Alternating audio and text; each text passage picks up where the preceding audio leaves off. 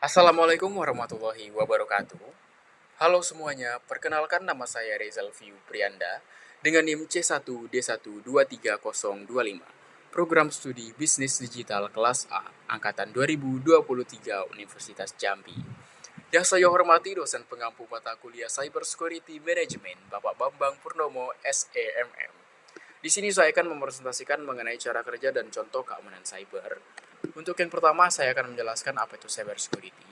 Cyber security atau keamanan cyber ini adalah serangkaian tindakan, sistem, dan proses yang dirancang untuk melindungi sistem komputer, jaringan, perangkat, dan data dari serangan digital. Tujuan utama dari cyber security ini adalah yang pertama, menjaga kerahasiaan data agar informasi penting tidak bocor ke pihak yang tidak berwenang. Yang kedua, menjaga integritas data, memastikan data tidak diubah atau dimanipulasi secara ilegal. Yang ketiga ada menjaga ketersediaan sistem agar sistem tetap bisa digunakan tanpa terganggu oleh serangan. Nah, kenapa cyber security ini sangat penting? Di era digital seperti sekarang, hampir semua aktivitas belanja, perbankan, pendidikan, bahkan pemerintahan melibatkan sistem digital dan internet. Nah, ini membuat data pribadi dan organisasi sangat rentan terhadap serangan seperti phishing, malware, ransomware, dan hacking serta pencurian data. Nah, contoh ancaman nyatanya ini seperti kebocoran data pengguna dari situs e-commerce, media sosial, atau lembaga pemerintah. Dan ada juga peretasan akun bank karena password yang lemah. Dan juga penyebaran hoax atau link berbahaya lewat email palsu. Nah, contoh dari keamanan cyber yang pertama ini ada two-way authentication atau autentikasi dua langkah. Nah, metode ini adalah metode keamanan yang mengharuskan kita melakukan dua kali verifikasi saat login ke suatu akun. Langkah pertama ini biasanya memasukkan username dan password, sedangkan langkah kedua ini adalah kode verifikasi yang dikirim ke email, SMS, atau aplikasi seperti Google Authenticator. Nah, tujuannya ini adalah untuk menambahkan lapisan keamanan. Nah, jadi meskipun password kita ini bocor, orang lain tetap tidak bisa login tanpa kode verifikasi yang hanya bisa diakses oleh kita. Contoh penggunaannya ini bisa kita lihat di akun Google atau Instagram yang meminta kode OTP setelah memasukkan password. Nah, sistem ini sangat disarankan untuk semua akun seperti email, akun bank, dan media sosial. Selanjutnya ada secure password. Password merupakan garis pertahanan pertama terhadap akses ilegal. Namun sayangnya banyak orang yang masih menggunakan password yang lemah seperti 123456 atau nama sendiri. Secure password ini adalah password yang panjang, unik, dan sulit ditebak. Idealnya memiliki minimal 12 karakter dan menggunakan kombinasi huruf besar, huruf kecil, serta angka dan juga simbol. Contohnya seperti yang di sini. Nah, akan sangat sulit bagi hacker menebaknya dengan metode brute force. Tips lainnya, kita bisa menggunakan password manager agar tidak perlu mengingat semua password yang rumit. Dan yang paling penting, jangan gunakan password yang sama untuk banyak akun.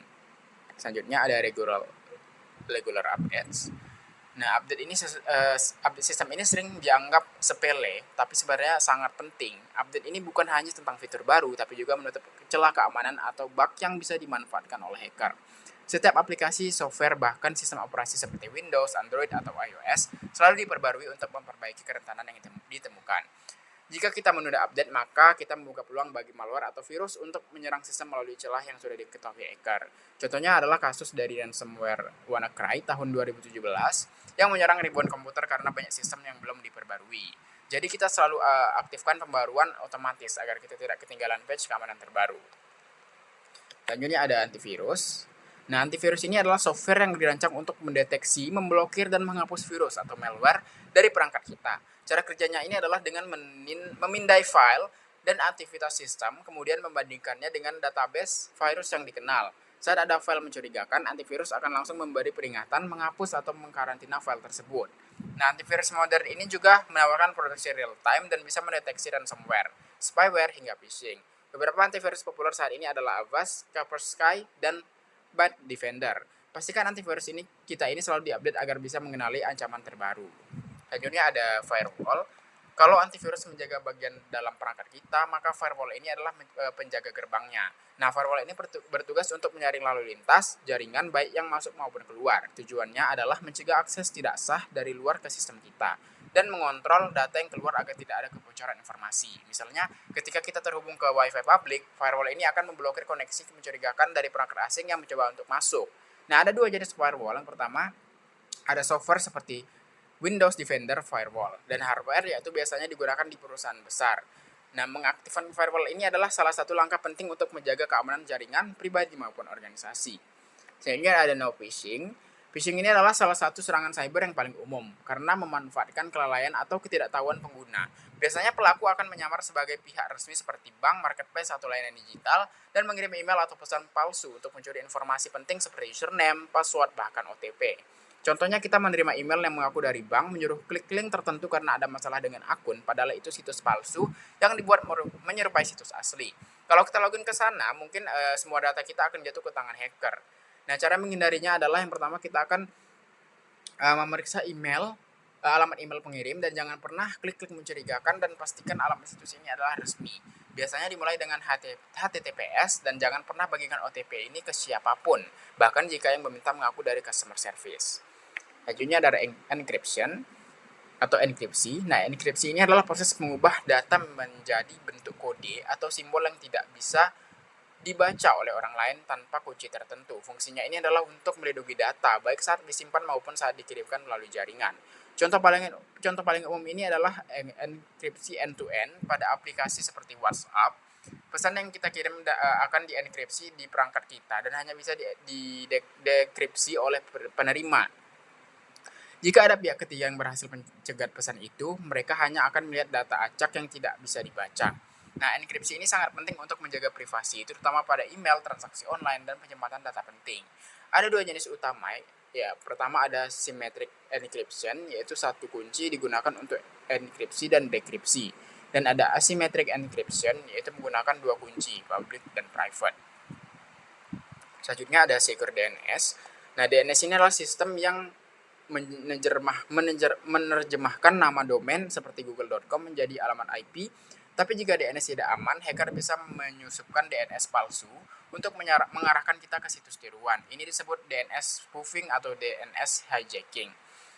Secure DNS atau DNS ini terenkripsi adalah solusi untuk masalah ini. Dengan DNS yang aman, informasi yang kita kirimkan saat browsing akan dienkripsi sehingga tidak bisa disadap atau dimanipulasi. Contoh layanan DNS aman adalah Google DNS, Cloudflare DNS, dan Quad9 DNS. Kita bisa mengganti pengaturan DNS di perangkat atau router untuk menggunakan layanan ini. Dengan Secure DNS, kita terlindungi dari situs palsu, malware, dan pacakan yang tidak diinginkan saat browsing. Nah, kesimpulannya adalah cyber security ini bukan hanya satu solusi, tapi kombinasi dari berbagai metode. Two-factor authentication, password yang kuat, pembaruan sistem, antivirus, firewall, dan enkripsi, semuanya bekerja bersama untuk menciptakan sistem keamanan digital yang solid. Namun, teknologi saja tidak cukup. Kesadaran dan kebiasaan kita sebagai pengguna sangat menentukan. Dengan menerapkan semua cara ini secara konsisten, kita bisa menjaga data pribadi dan informasi penting agar tidak jatuh ke tangan yang salah. Sekian dari presentasi yang dapat saya sampaikan. Terima kasih atas atensinya. Mohon maaf atas kurang dan lebihnya. Saya ucapkan terima kasih.